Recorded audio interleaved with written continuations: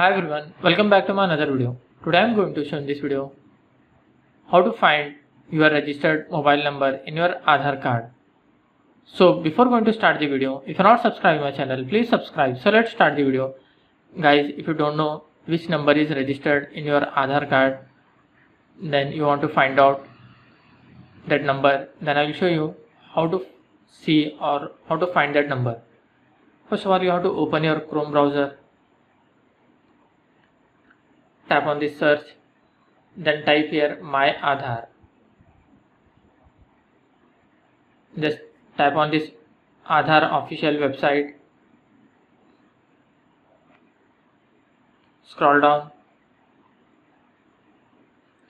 and under get Aadhaar you will find check Aadhaar status. Tap on this.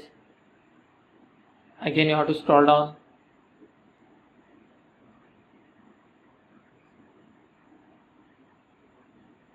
Here you will find check Aadhaar validity. Tap on this. You have to enter your Aadhaar number and you have to enter this CAPTCHA here. You can see 3T64CR like this. Every time you can see another CAPTCHAs. If you are unable to read this CAPTCHA, you can see here this arrow mark.